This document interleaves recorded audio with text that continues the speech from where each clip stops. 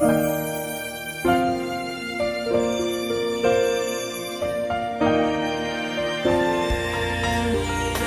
âme a soif de toi, mon cœur a faim de toi, mon ami.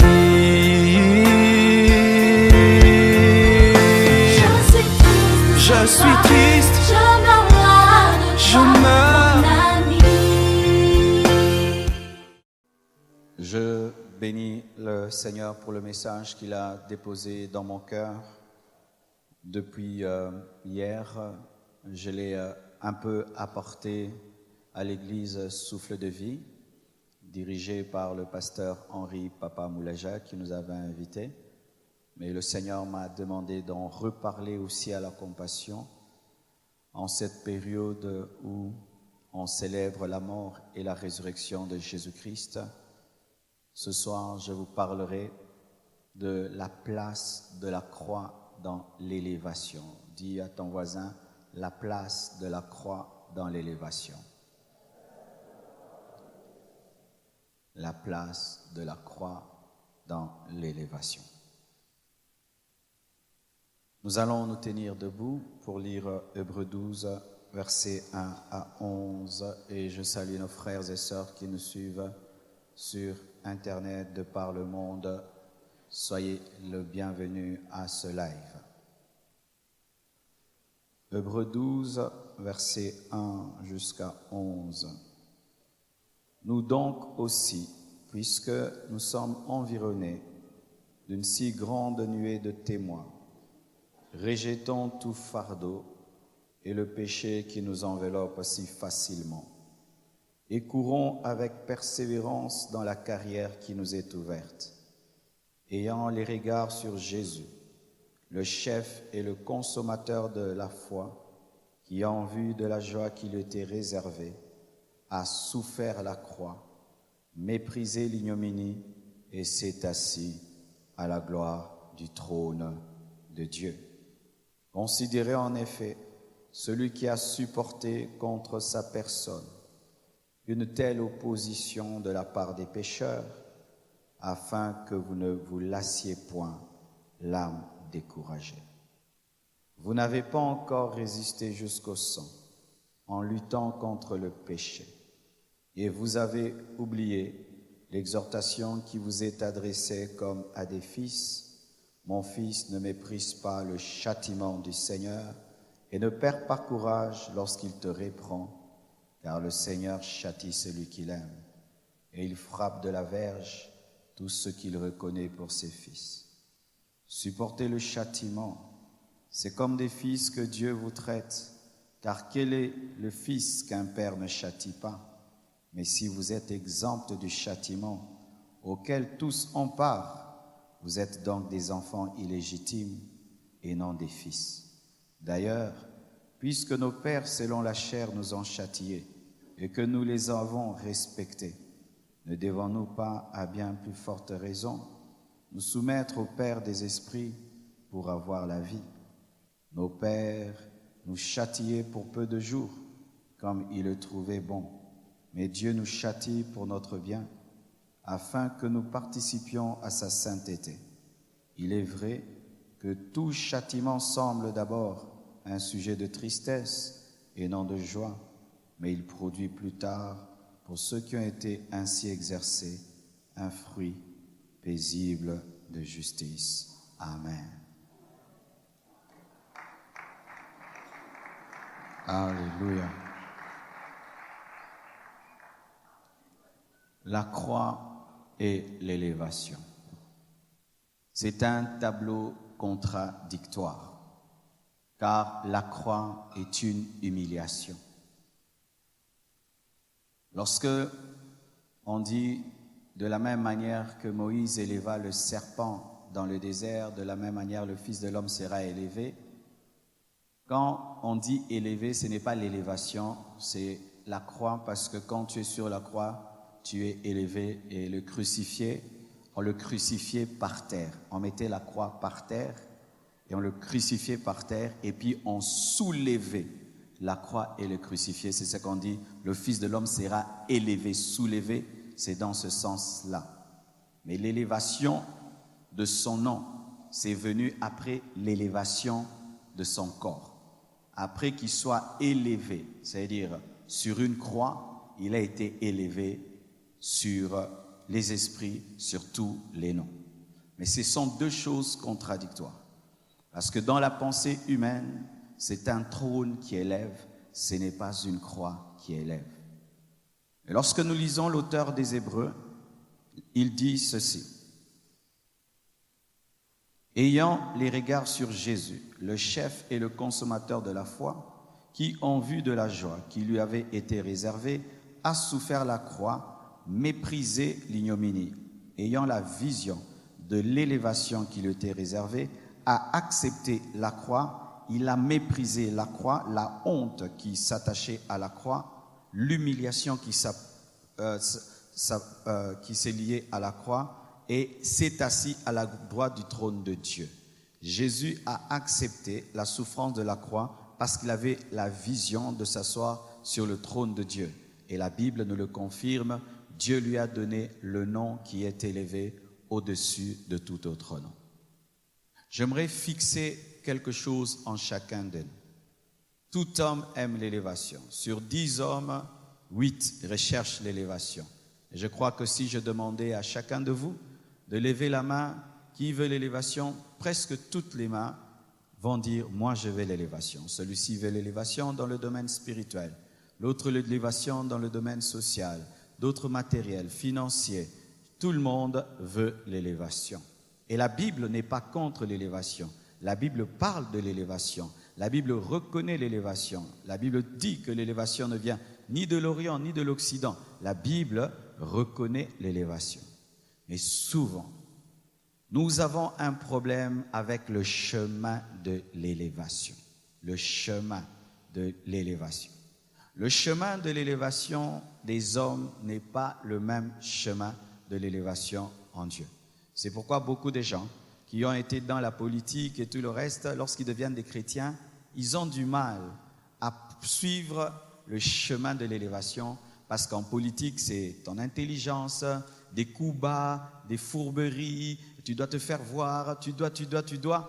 Et quand tu viens dans les choses de Dieu, tu vas croire que tu dois faire tout ça pour être élevé, alors que ça ne marche pas.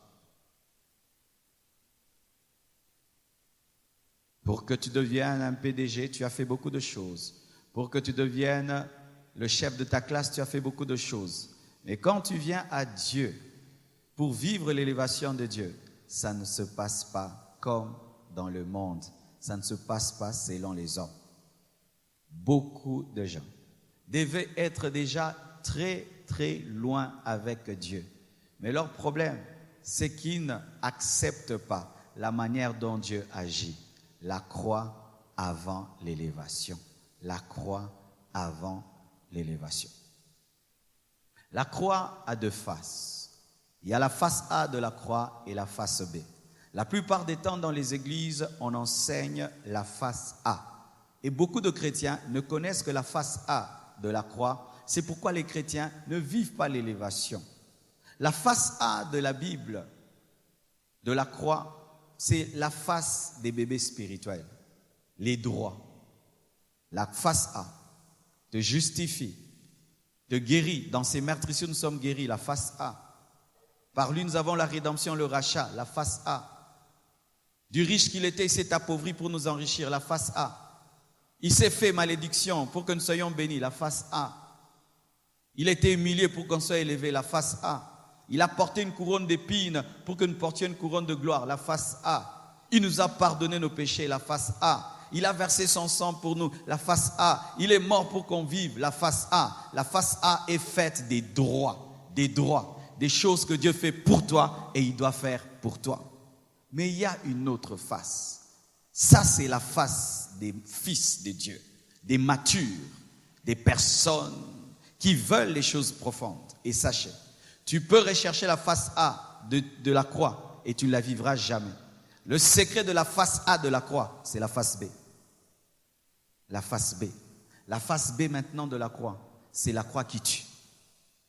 C'est la croix qui est un châtiment. La Bible dit, le châtiment qui nous donne la paix est tombé sur lui. C'est une croix châtiment. C'est une croix qui brise. C'est une croix qui humilie.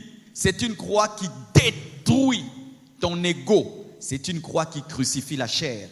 Parce qu'à la croix, Jésus n'a pas seulement dépouillé les démons, il a aussi crucifié la chair avec ses désirs. Mais souvent, nous sommes dans le dépouillement des démons, mais pas dans la crucifixion de la chair. La face A, tu la veux, c'est celle qui contient l'élévation. Mais ce qui produit la face A, c'est la face B.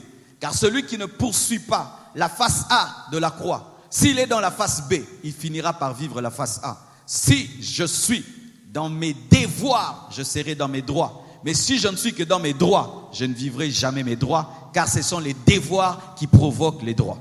Jésus a accepté la face B, il a vécu la face A. Il a accepté le châtiment de la croix, la mort de la croix, et il a reçu l'élévation par la croix. Bien-aimés mes frères et sœurs, il est possible d'entrer dans la vie chrétienne et la seule chose que tu fais, c'est que tu t'opposes au principe de Dieu. Tu ne veux pas de la croix. Tu ne veux pas de la croix. Et toute ta vie chrétienne, tu crieras élévation, tu crieras bénédiction, tu crieras Dieu va faire de moi un grand homme, une grande femme. Si ça ne passe pas par la croix, cela est impossible. Impossible, mes frères. Je peux même t'élever à l'église. J'ai fait de toi un prédicateur. Je fais de toi un président. Si tu n'es pas passé par la croix, tu vas descendre. Tu descendras. Pourquoi? C'est seulement celui qui a accepté la croix qui est bien assis sur le trône. C'est la croix qui donne le trône et qui donne un trône stable. Mais si tu as été élevé sans passer par la croix, tu n'auras pas la stabilité, car tout ce qui est monté sans mourir ne peut demeurer. Alléluia. Alléluia. C'est pourquoi vous voyez, il y a des élévations d'une année, des élévations de 2 ans, des élévations qui sont comme des étoiles filantes où la personne seulement une année et après il n'y a plus rien. C'est parce que ces personnes ont été élevées par les hommes ou par leur propre intelligence, leur propre technique, mais n'ont pas été élevées par la croix. Car lorsque la croix te met à la droite de Dieu le Père, tu ne quitteras jamais la droite de Dieu le Père. C'est pourquoi beaucoup de gens n'ont pas une élévation stable, parce que ce n'est pas l'élévation des crucifiés, car c'est seulement un crucifié qui s'assied bien, car par les traces de la croix, tu te maintiens sur le trône. Alléluia. Mes frères, faites attention aux prophéties qui ne sont pas des kits complets. Si je te donne un téléphone sans le chargeur, je ne t'ai rien donné. Et si je te prophétise l'élévation sans te parler du caractère, je n'ai rien donné. La prophétie, c'est le téléphone, mais le chargeur, c'est le caractère. Le chargeur, c'est la croix. Ainsi, il y a beaucoup de gens qui ont reçu des prophéties. Tu deviendras, tu seras. Et tu meurs, tu n'as jamais expérimenté parce que le prophète a eu peur de te présenter la croix. La croix. La croix. La croix qui tue. La croix qui tue. Frère, si Dieu te dit tu seras grand, cherche la croix. Même s'il n'en parle pas, elle est contenue dans la prophétie. Cherche-la bien, elle est toujours là.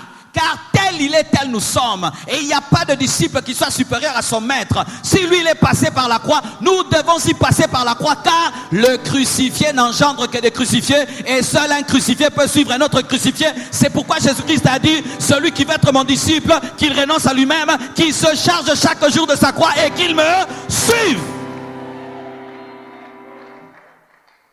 Tu veux suivre qui? Jésus, le crucifié, et tu es vivant. Comment vous allez marcher ensemble? Il est mort pour que nous soyons des morts. Il est ressuscité pour qu'on puisse ressusciter. Il est enlevé pour qu'on soit enlevé. Tel il est, tel nous sommes. Et comment tu choisiras en Christ des choses et tu jetteras d'autres? Alléluia. Et d'ailleurs, je vous donne ce verset-là. Luc 14, 26 à 27 dit ceci. Si quelqu'un vient à moi, et s'il ne hait pas son père, sa mère, sa femme, ses enfants, ses frères et sœurs, et même sa propre vie, il ne peut être mon disciple. Et quiconque ne porte pas sa croix et ne me suit pas ne peut être mon disciple. Ainsi, ce verset nous révèle beaucoup de choses. Il nous révèle la croix de Jésus et notre croix. La croix de Jésus-Christ est physique, mais notre croix n'est pas physique, mais peut devenir physique. Je sens des choses aujourd'hui. Je sens le ciel ouvert dans la révélation.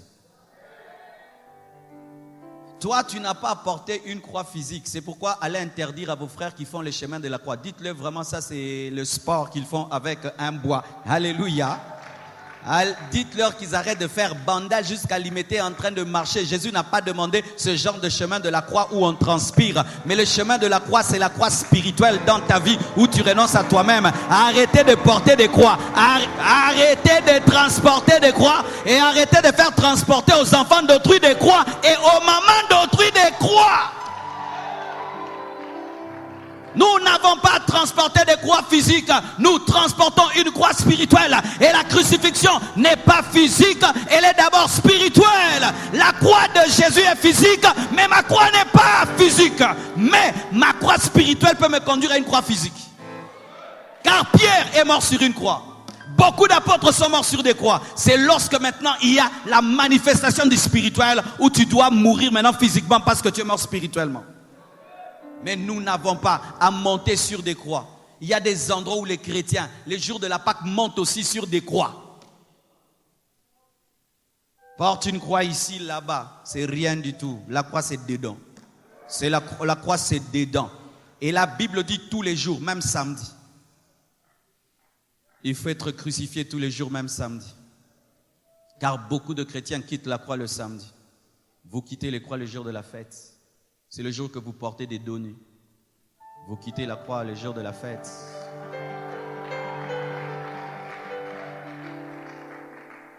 Beaucoup de sœurs quittent la croix le samedi, le jour de leur mariage. Vous quittez la croix. Beaucoup de sœurs, même si elles sont des servantes de Dieu, le jour de mariage, vous quittez la croix. C'est le jour qu'on verra ta poitrine.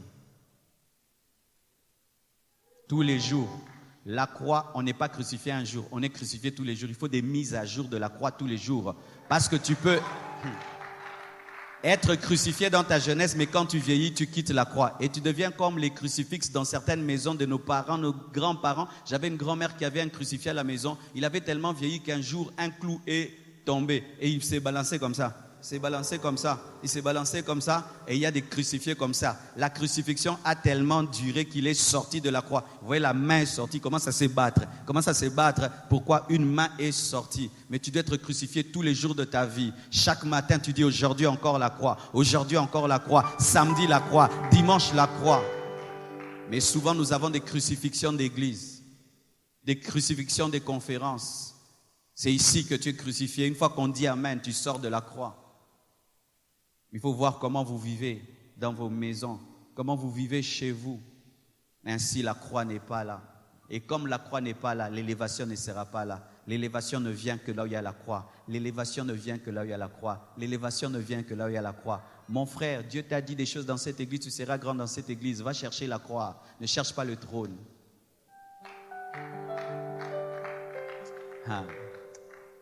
Je vois ça souvent dans les jeunes.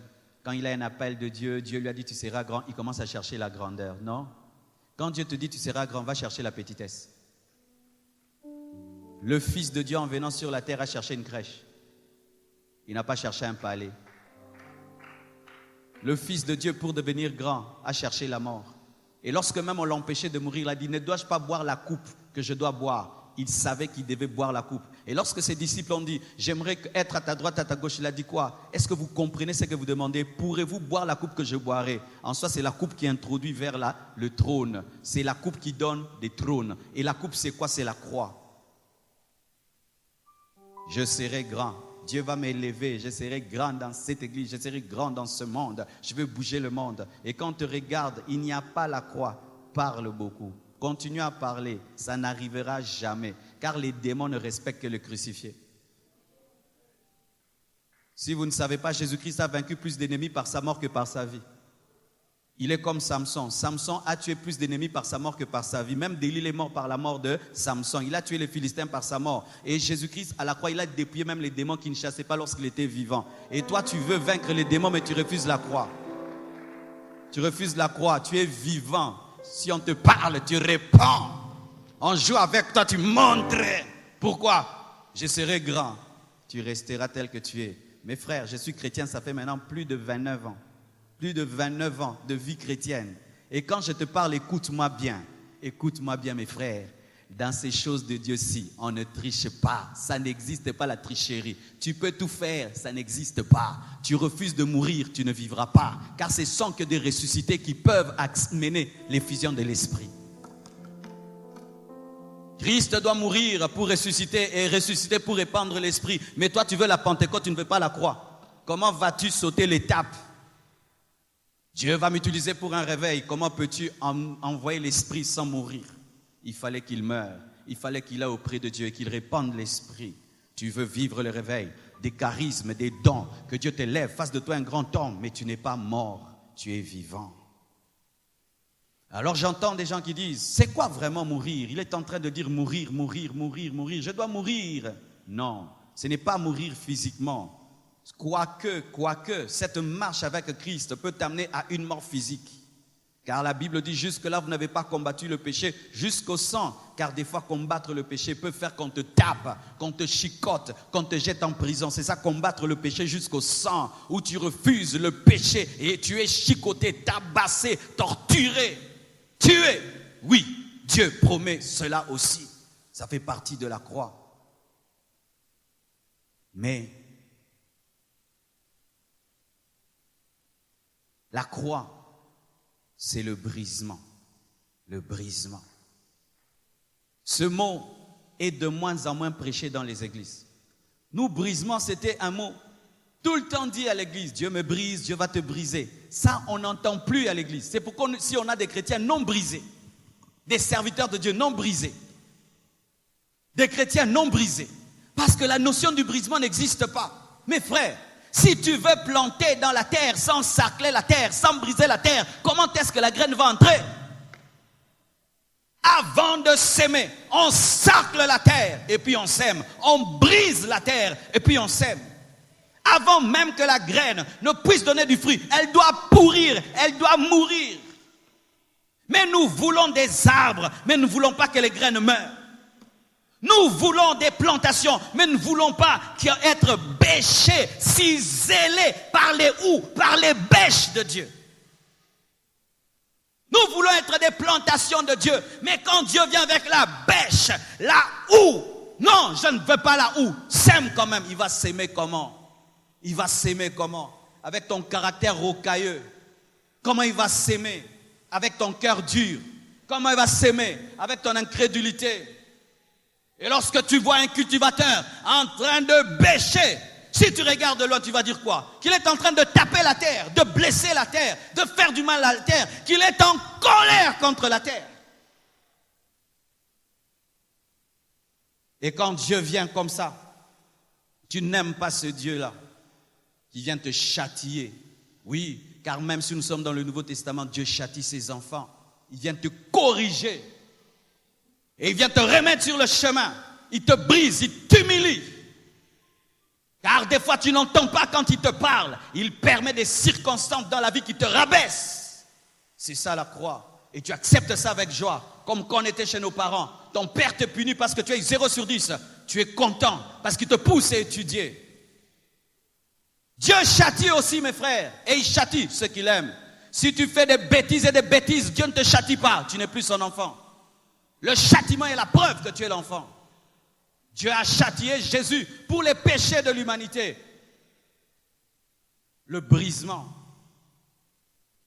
le châtiment, la correction de Dieu, où tu sens que Dieu t'a corrigé. Est-ce que même vous sentez les corrections de Dieu? Il y a des gens qui sont tellement distraits que même quand Dieu les corrige, ils pensent que c'est le diable.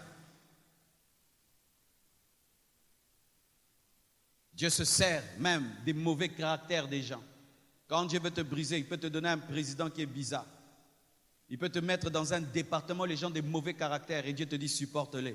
Mais qu'est-ce que vous faites toute votre vie? Vous fuyez, vous fuyez. Tout département vous brise, vous fuyez. Quelqu'un te blesse, tu fuis. Alors qu'il est la méthode de Dieu pour ton caractère.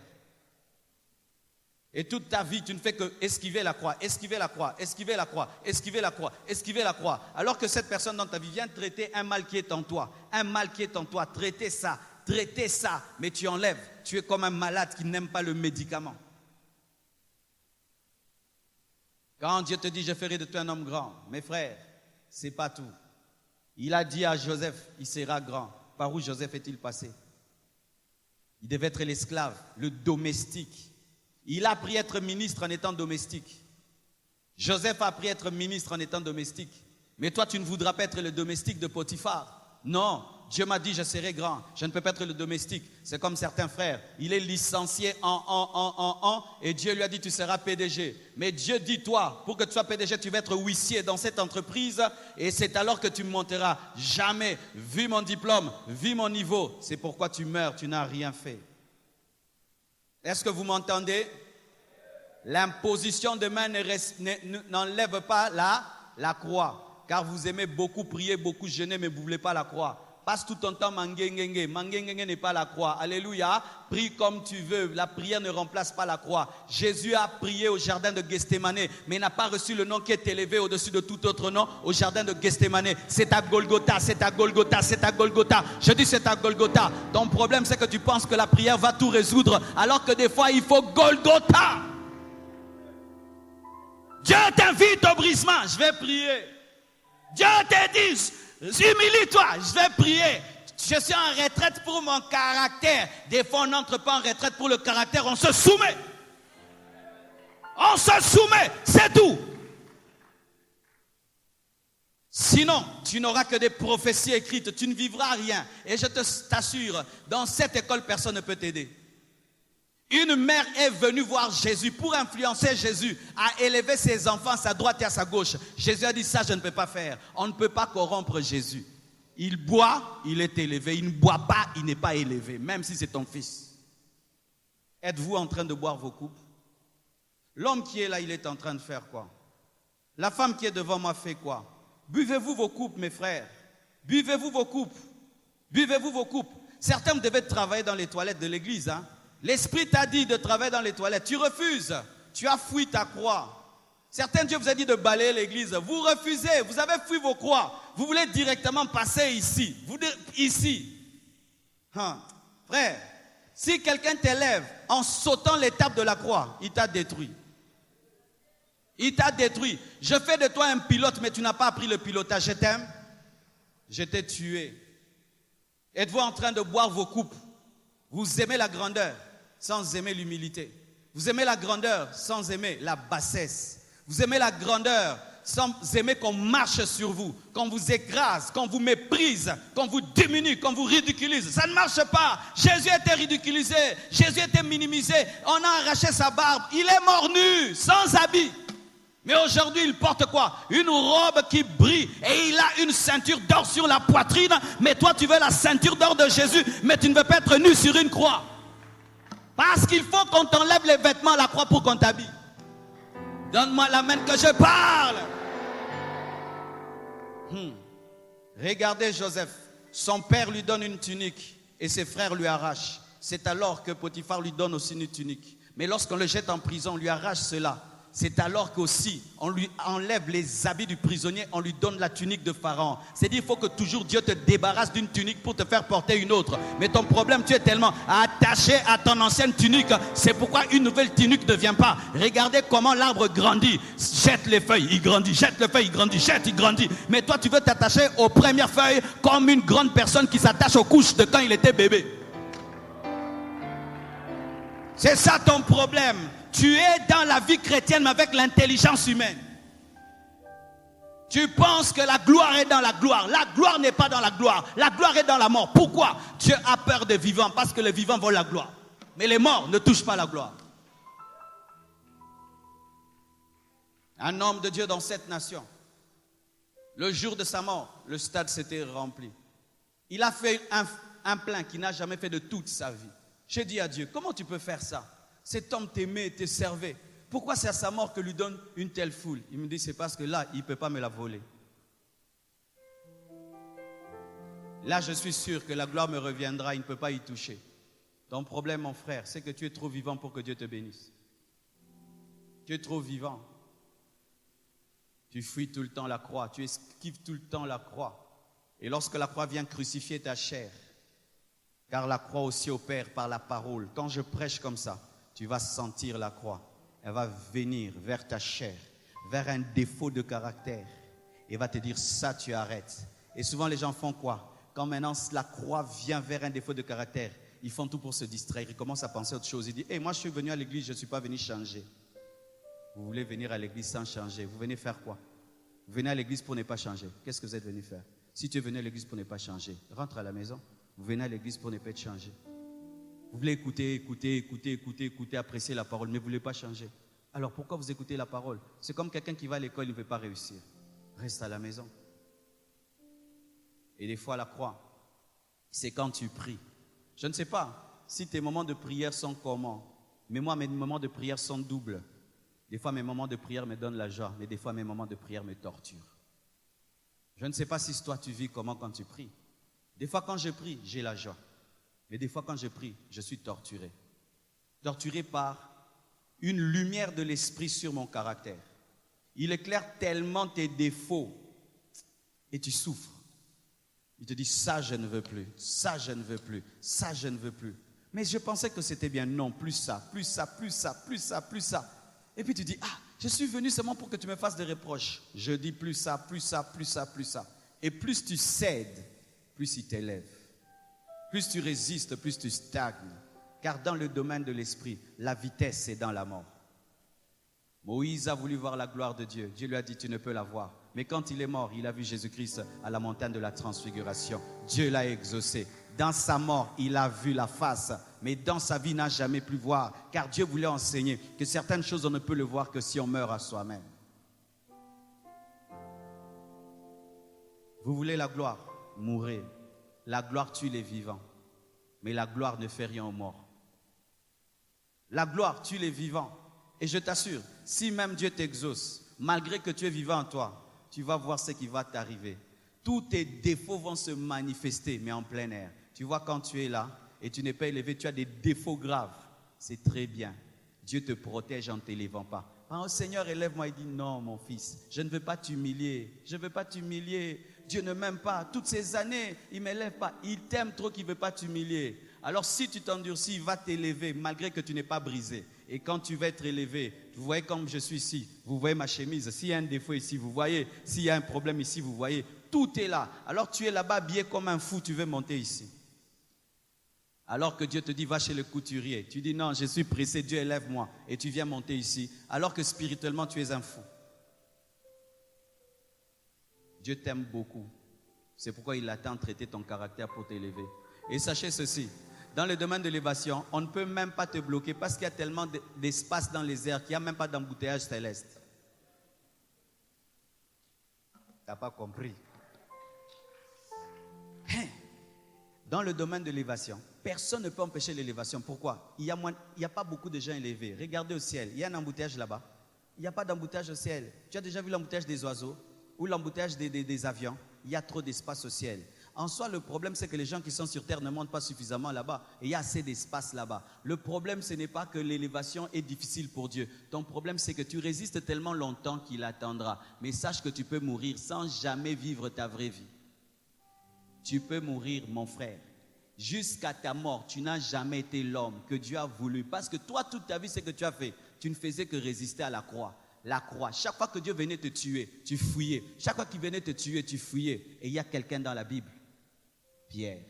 Pierre aimait le Jésus qui les fait marcher sur l'eau. Comme toi, tu aimes le Jésus-Christ qui te donne l'onction, qui te donne des dons, qui te donne l'argent, qui te donne ceci. Il aimait le Jésus-Christ qui multipliait les pains et les poissons. Il aimait le Jésus-Christ qui lui donnait l'autorité sur les démons. Il aimait le Jésus-Christ quand il enseignait. On disait jamais homme n'a parlé comme cet homme. Mais lorsque le Jésus-Christ là qu'il suivait lui a amené la mort, il a dit je ne le connais pas. Je ne veux pas de ces Jésus-là. Ces Jésus-là, je ne le veux pas. Moi, je veux l'autre qui me donne le pain, qui me donne le poisson. Ce Jésus, je ne le veux pas. Alors que c'est Jésus-là, c'est celui-là qui allait le faire de lui, l'apôtre Pierre. Tu veux de quel Jésus? Le Jésus qui bénit? Le Jésus qui fait des miracles pour toi? Celui-là, pendant un temps, il va les faire, mais tu n'auras pas des choses stables. Mais le Jésus qui te tue, te donne des choses stables. Jusqu'à sa mort, Pierre est resté un apôtre. Il n'a jamais régné. Mourrez à vous-même, mes frères. Mourrez. Mourrez à vous-même. Aujourd'hui, l'Esprit de Dieu m'a dit de vous parler un peu de ma vie, un tout petit peu. Quand je suis venu à l'église, les gens me prophétisaient des grandes choses très tôt. J'avais l'âge de 16 ans, on m'appelait homme de Dieu. Certains m'appelaient pasteur. Et tu sais, quand tu es un enfant, on t'appelle pasteur, homme de Dieu. J'avais même la démarche des hommes de Dieu. Dieu ne te dit pas de changer de démarche et de voix, change de caractère. Vous changez trop de démarches et de voix. Ce n'est pas ça, être élevé, c'est le caractère. Alors, je faisais tout. Je porte des sacs, je vais à l'église avec des sacs et tout, l'élévation. Non, ça c'est la propre élévation, l'auto-élévation. Si je me prends moi-même, je me lève. Je peux me fatiguer de moi-même. Mais si Dieu me porte, je serai tout le temps sur son dos. Et alors, quand Dieu a voulu maintenant m'amener à la croix, c'est quand j'ai compris, mes frères. Je suis venu à l'église. J'étais d'une bonne famille. Dieu m'a dit d'entrer à la chorale. J'entre dans la chorale.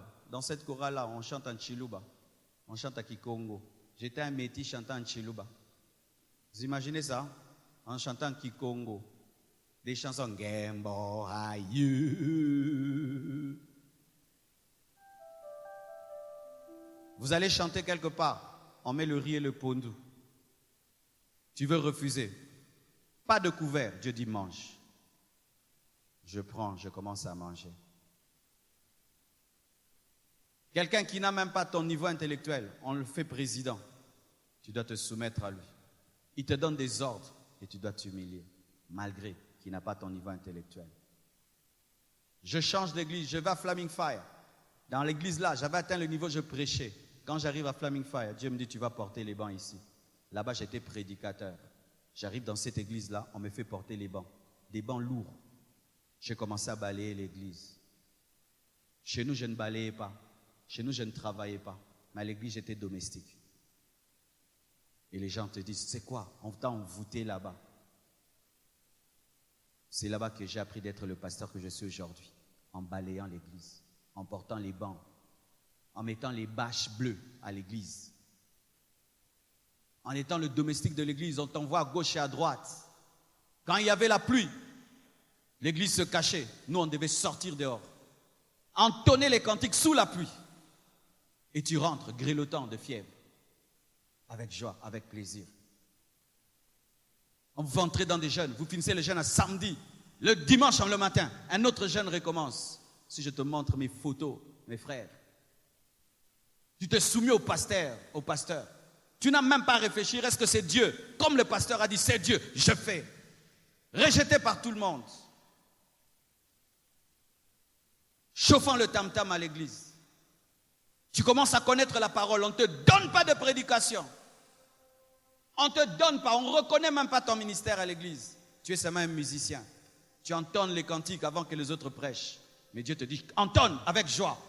Non, moi, je suis un prédicateur. Je ne peux pas chanter. Tu ne prêcheras jamais.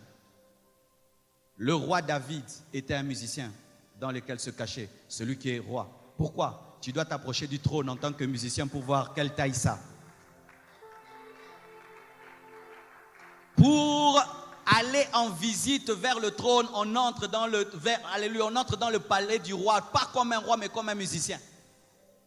Et tu chantes à côté du trône qui est à toi. Et tu as l'onction du trône. Et celui qui est assis sur le trône n'a pas l'onction du trône. Mais toi, tu opères dans l'onction du trône, en train de chanter, mais pour être sur le trône. Car Dieu teste ton cœur. Est-ce que tu es capable de chanter pour quelqu'un qui est sur le trône, alors qu'il doit pas être sur le trône? Il n'a pas mon niveau. Moi, les visions que j'ai. Moi, le niveau de la parole que j'ai. Moi, rien que ça, tu ne monteras jamais. Jamais tu ne monteras, jamais. Quand vous voyez quelqu'un qui dit, ce n'est pas mon niveau, ce n'est pas mon niveau. Moi, vous voyez, sans prophétie, je sais comment tu finiras. Je sais comment tu finiras. Tu vas rond-point. Et on chantait à l'église. On entonnait. Et un jour, je vais à la borne pendant un temps. J'écoute la parole, je vois comment ils adorent. Je viens à l'église. Comme je prêchais dans les universités, je prêchais dans les maisons, Dieu m'utilisait terriblement. Mais à l'église, on ne te donne même pas le micro pour exhorter. Je n'ai pas arrêté de prêcher à l'université. On s'oppose à moi pour me rebeller, diviser l'église. Non, j'étais là. Et un jour à l'église, je propose au pasteur, je dis, est-ce qu'on ne peut pas mettre l'adoration à l'église parce que c'était là, on faisait que la louange? Il a dit, ok, alors toi-même viens, entonne ça. Je viens, j'entonne, les cieux proclament, avec un tam-tam. Les gens aiment. On me dit, ah, ok, Marcelo, désormais c'est toi qui conduis l'adoration. Et comme ça, on a commencé à conduire l'adoration. Et puis un jour, je viens, je donne une proposition. Mais pasteur, ici la jeunesse n'est pas bien organisée. Est-ce qu'on peut? Ok, on lance la jeunesse. On met quatrième vice-président, troisième vice-président, deuxième vice-président, premier vice-président, un jour président de la jeunesse. Là, je pouvais prêcher quand je voulais samedi. Mais après, quand l'onction de Dieu vient sur nous, la puissance de Dieu vient, on a quitté la croix. Parce que la croix, il faut la mettre à jour tous les jours. Il y a des périodes de ta vie où tu es sur la croix, d'autres tu descends. On n'est jamais crucifié à vie. C'est tous les jours. Tu peux avoir une période de consécration où tu es mort à l'orgueil, mort à ta personnalité. Tu te soumets à Dieu. Mais il y a des périodes où tu quittes la croix.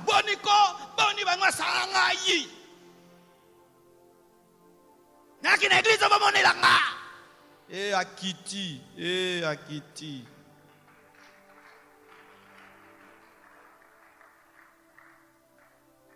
Et quand l'onction de Dieu est venue sur nous, on a quitté la croix. Homme de Dieu, homme d'onction, homme de ceci, homme de cela, homme de celui. On a quitté la croix. Quand seulement on a quitté la croix. Suspension. À genoux à l'église, devant tout le monde. Demandez pardon avec le micro. On a demandé pardon. Et puis Dieu m'a dit, toi, viens. Qu'est-ce que tu as, toi? Tu entres dans les groupes maintenant des rebelles. Retire-toi. Commence à me chercher, moi, qui t'ai appelé. J'ai commencé à faire des jeûnes de 11 jours, de 7 jours, des jeûnes à sec, des jeûnes à bouillie, des jeûnes. Et dans ces jeûnes, j'ai commencé à mourir à moi-même. Je pouvais venir dans une église, je m'assieds derrière, j'écoute, quand on dit amen, je pars. Je n'ai plus besoin qu'on me voie, je n'ai pas besoin, parce qu'avant on était, partout tu vas, il faut qu'on te remarque. Si on ne te remarque pas, tu vas mourir. Il faut pas sentir que Marcelo Ayaki, Jeremiah. C'était ça mon nom, Jeremiah. Yoko mono nani?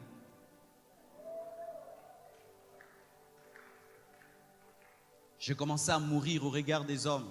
Je venais, j'étais derrière. Mais dans le secret, j'ai travaillé la puissance. J'ai travaillé l'onction. J'ai travaillé la parole, le caractère. Mais j'étais là, j'ai regardé. Je n'avais plus rien à prouver à qui que ce soit, à montrer à quelqu'un quoi que ce soit. J'étais mort à tout ça. Je me souviens une fois, on a fait une veillée quelque part. Tout le monde a prêché. Moi, on ne m'a même pas donné la parole. On m'a dit, viens seulement prier pour les intercesseurs. Je suis venu, j'étais fatigué de jeûne. Je suis seulement venu comme ça. J'ai dit aux intercesseurs, venez, tournez-moi. Ils ont tourné, j'ai fait seulement ça. Tout le monde est tombé par terre. J'ai sorti, je suis parti. Ils ont dit que cet enfant est en train de chercher Dieu dans le secret. Et puis il fallait qu'on prie pour moi, que je commence la compassion. J'étais mince comme tout. On a prié pour moi. Je suis allé. Quand je suis allé, je suis sorti des rivalités, des compétitions. J'ai oublié tout le monde qui est autour de moi. J'ai commencé à travailler, prêchant sur le soleil, sans micro, pas de baffle, rien. Tu prêches, tu rentres à la maison, ta peau s'abîme, tu es brûlé par la sueur et par la chaleur. Tu travailles. Et puis un jour, un ange m'est apparu. Les anges existent, mes frères. Les anges existent, mes frères. Quand je suis rentré à la maison, oh, je sens la présence de Dieu. On rentre à la maison avec Blanche, Oracle. Choukrani venait de naître. On trouve le feu à la maison. On n'a pas pu dormir dans la maison. Et je suis allé dormir dehors avec ma femme, mon enfant. On avait une église, l'église de Stemmobutu venait de commencer. Il y avait une estrade en bois. On a mis un drap dehors. On a dormi dehors. C'est quand les choses ont commencé à changer dans ma vie. Dans cette nuit-là, un ange est venu et il m'a dit, Marcelo, dans 4 ans, tu verras la gloire de Dieu. Mais voici ce que tu dois faire. Garde le message de la sainteté. Garde le secret de ta force. Ne cède pas ta chair à n'importe qui. Dans 4 ans, tu verras la gloire de Dieu. 4 ans après, nous sommes venus ici à Limete. Et le ministère a commencé à prendre de l'ampleur. Après, encore un autre ange est venu. Cet ange-là a changé ma conception des anges. Car des fois, nous pensons que les anges, c'est toujours des ailes et tout. Il avait un corps transparent. Il parlait sans parler, c'est-à-dire, il parle dans ton cœur. Il n'ouvre pas la bouche, mais ses paroles, il te les met dans le cœur. Et il m'a dit, demande 4 choses, maintenant. C'était comme un examen de mes motivations. Maintenant, demande. Et j'ai demandé 4 choses. Il m'a dit, tu as bien demandé, je t'ajoute ceci. Et je vous dis, je vois ces choses. Et une fois, l'ennemi a voulu me dévier pour que je puisse quitter le Congo, aller m'installer ailleurs. Un ange est venu, m'a dit, reste au Congo, forme ton équipe et le message que Dieu t'a donné ira dans le monde. Ça, ce sont les messages que je vous donne et les choses en secret que j'ai vécues comme mort, comme mort, comme mort.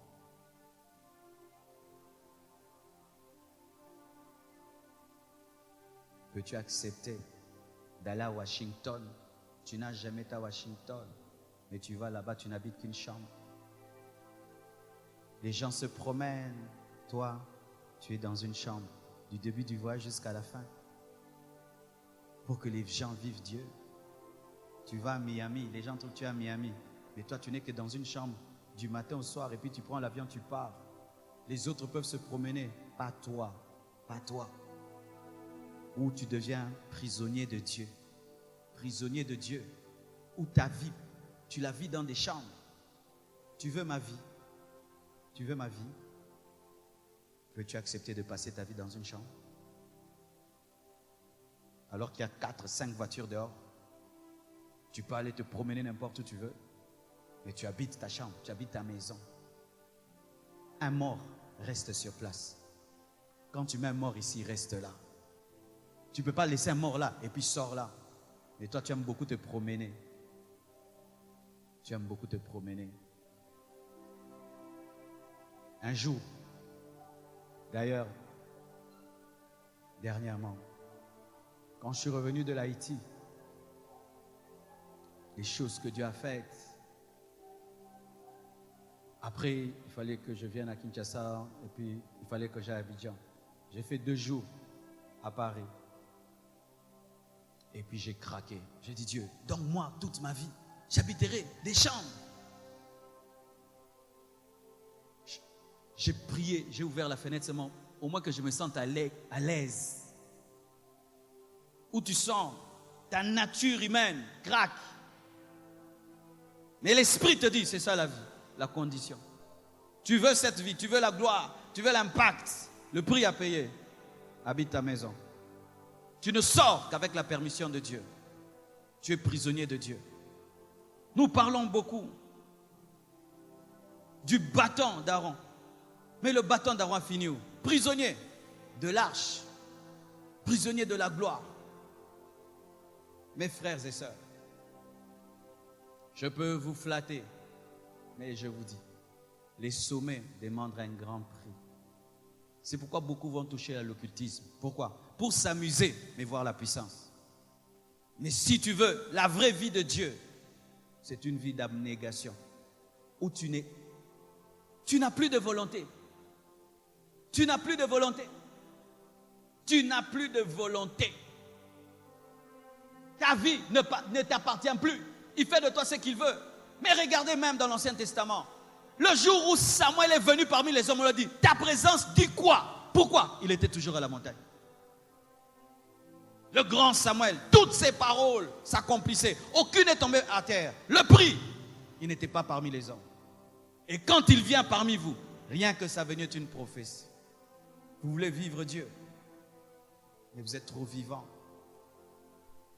Quand il vous attire à un niveau plus haut, il dit, ah non. Aujourd'hui même quand je priais, il m'a encore interdit 3 choses. 3 choses encore, il a pris. 3 choses, il a encore pris. Aujourd'hui, il m'a encore pris 3 choses. Et quand je cède, sa gloire augmente. Quand je résiste, ça s'arrête. L'Esprit m'a dit, vous luttez trop avec Dieu. Vous luttez, vous faites que lutter. Et vous voulez qu'il vous accepte à ce niveau-là.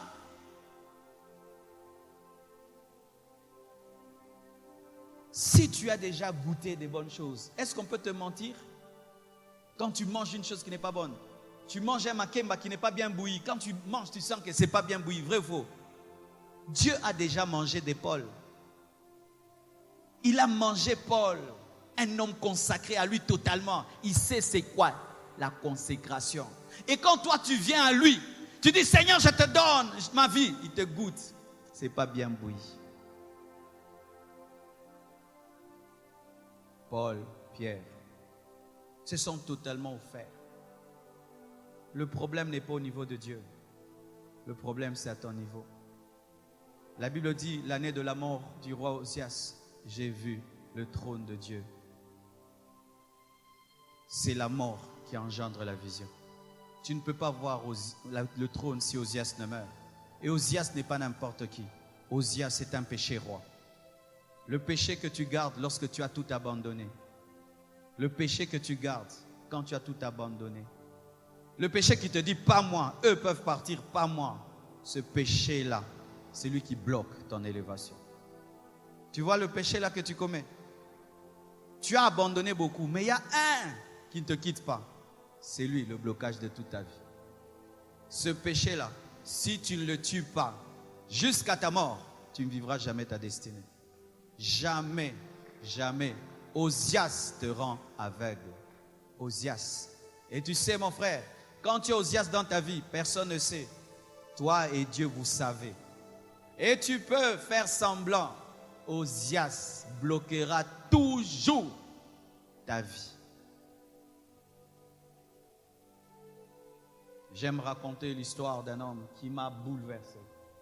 Si vous allez sur YouTube, vous tapez son nom. Alain Alonso. Cet homme faisait pousser les pieds des gens. Il faisait grandir les gens. Il prie pour toi, tu grandis. Cet homme voulait que Dieu l'utilise puissamment. Mais il avait un problème, il n'arrivait pas à jeûner. Il aimait beaucoup manger. Comme toi, il y a Dieu qui t'appelle dans un jeûne très long.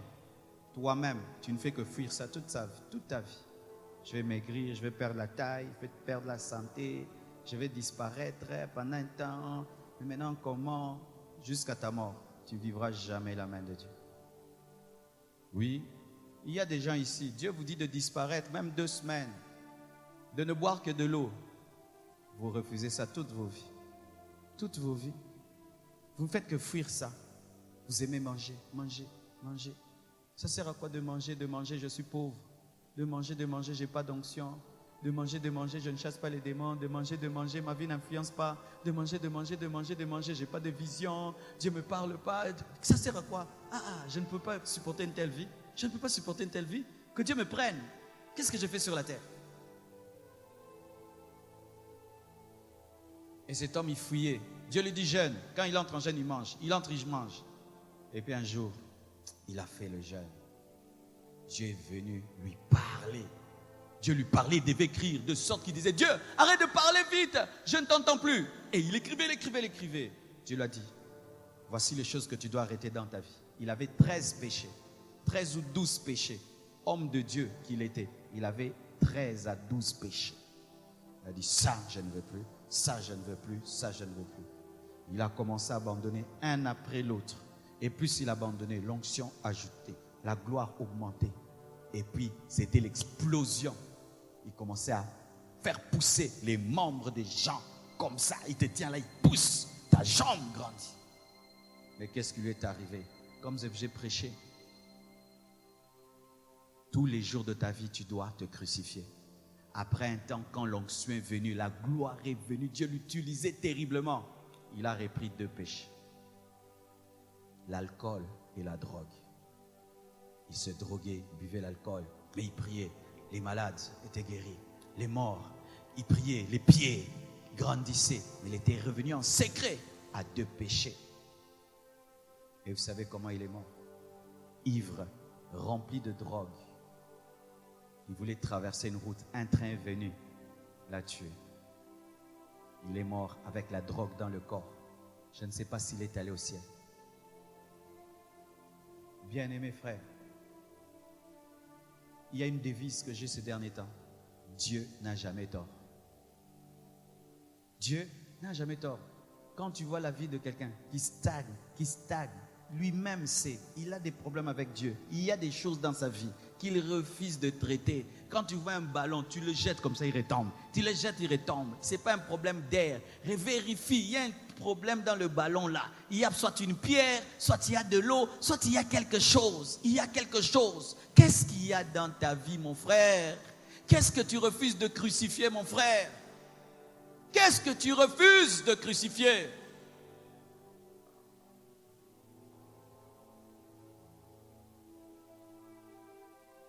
Quand tu iras au ciel, Dieu te montrera 2 choses, le toi et le vrai toi. Il te montrera, tu vois, si tu avais obéi à ma parole, tu avais accepté de mourir à toi-même, c'est que tu allais devenir. Et voilà ce que tu es. Je t'assure, Dieu te montrera qui tu allais être. Qui tu allais être. Certains même, Dieu peut t'interdire la télévision. Il te dit, toi, tu ne regarderas pas la télé. Oui, l'un des plus grands prophètes des États-Unis, David Wilkerson, Dieu l'avait interdit la télé. Il a cessé de regarder la télé. C'est quand Dieu lui a donné le puissant ministère qu'il a eu. C'est parmi les grands hommes de Dieu des États-Unis. Il vient de mourir, mais c'est parmi les hommes de Dieu les plus respectés aux États-Unis. Il est mort dans l'onction de Dieu. Qu'est-ce que Dieu t'arrache, mais tu refuses de lâcher? Qu'est-ce que Dieu t'arrache? Qu'est-ce que Dieu t'arrache? Qu'est-ce que Dieu t'arrache? Tu vas perdre ton temps à lutter contre Dieu, alors que Dieu devait être dans ton camp toute ta vie. Toute ta vie. Mais sache que le temps aussi que tu perds à lutter contre Dieu, maintenant que Satan, il t'a fait quoi? Satan t'a fait quoi? Catherine Kuhlman, c'était un homme, une personne. Certains ici, votre problème, vous n'avez pas de problème de caractère. C'est une personne dans ta vie qui doit quitter. Il y a quelqu'un qui doit quitter ta vie. Le jour seulement qu'il quitte ta vie, tu vas vivre ta gloire. Dieu t'a déjà parlé de cet ami-là qui ne doit plus être ton ami. Mais toi, tu tiens toujours à ton ami. Il t'a déjà parlé d'une relation dans ta vie qui doit mourir. Mais tu tiens toujours à ta relation. Jusqu'à ta mort, tu ne vivras jamais la gloire de Dieu. Tu ne vivras jamais la gloire de Dieu. Judas ne peut pas vivre, car s'il entre dans la Pentecôte, il va détruire la Pentecôte. Bien-aimé, il y a des gens qui doivent quitter vos vies. Mais ton problème, tu es trop sentimentaliste. Tu préfères stagner, mais avoir une relation, que perdre une relation et gagner Dieu.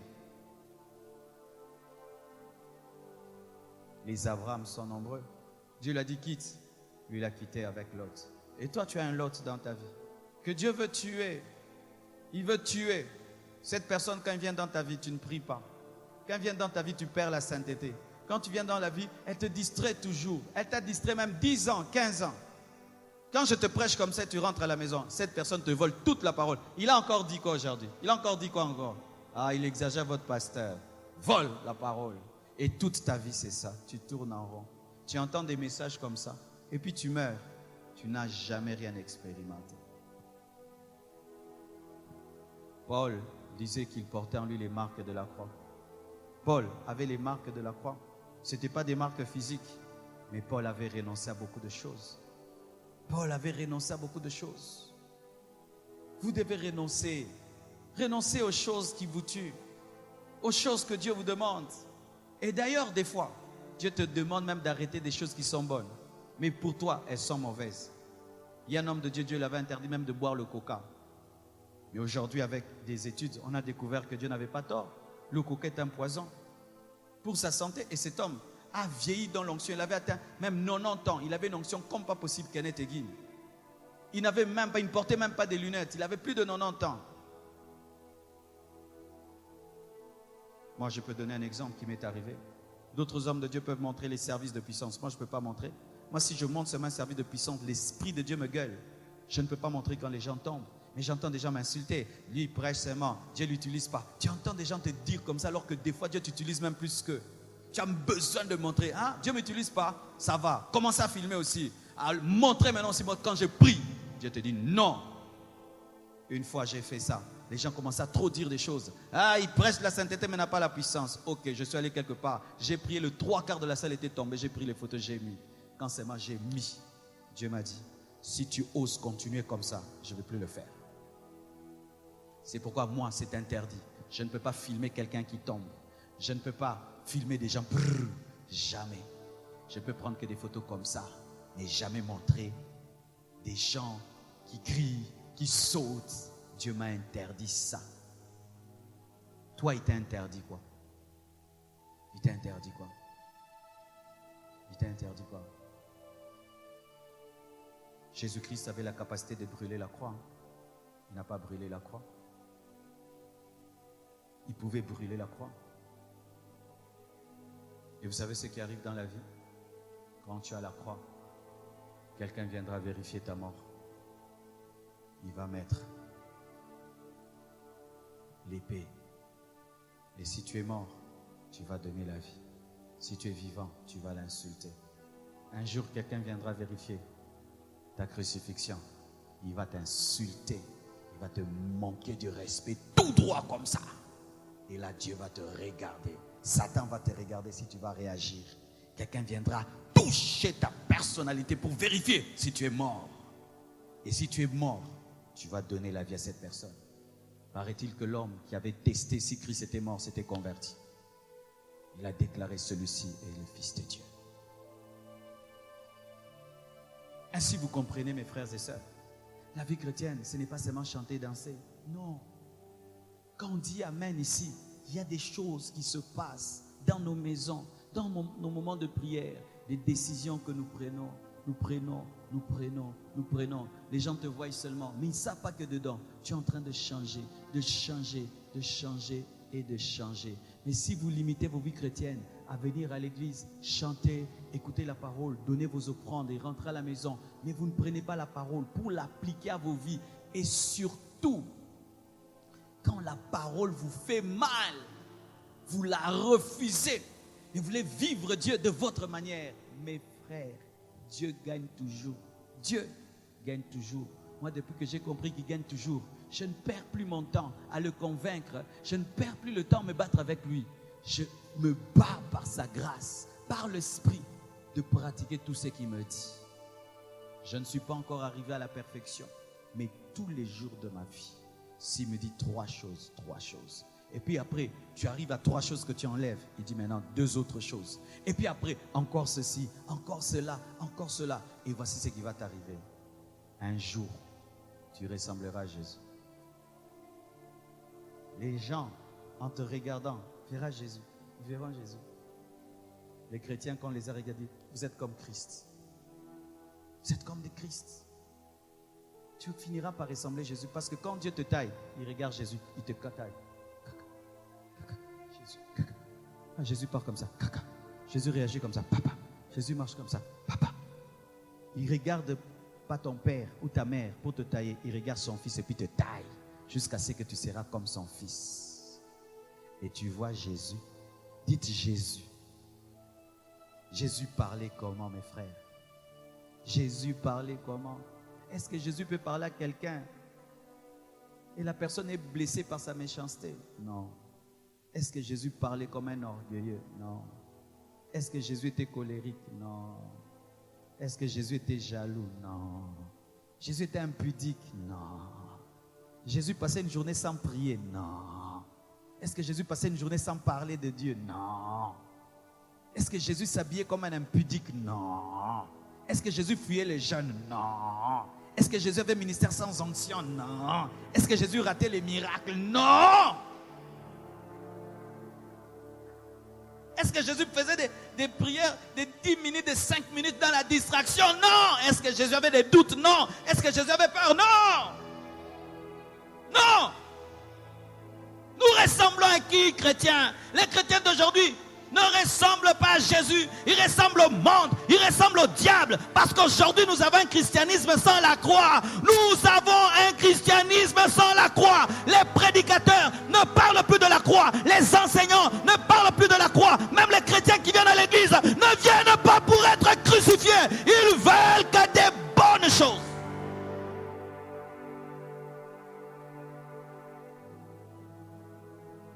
La croix n'est plus dans nos prédications.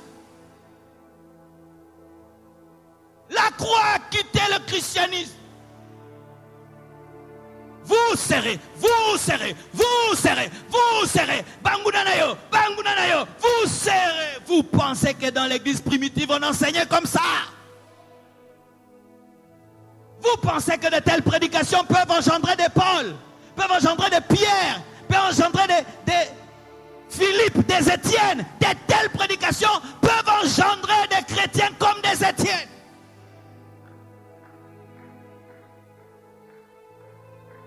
Des hommes qui sont en train de mourir, mais ils prophétisent.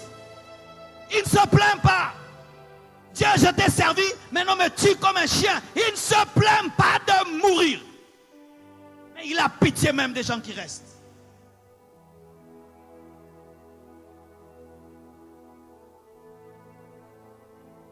Où nous venons, nous vous flattons.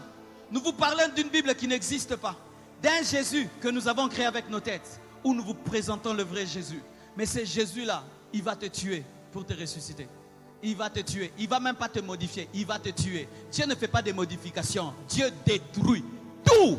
Et il recommence à zéro. À partir de la fondation, il démolit la fondation. Mais tu ne le regretteras pas. Tu ne le regretteras pas, mon frère. Il n'y a pas un bonheur dans la vie que d'être un homme qui vit avec Dieu.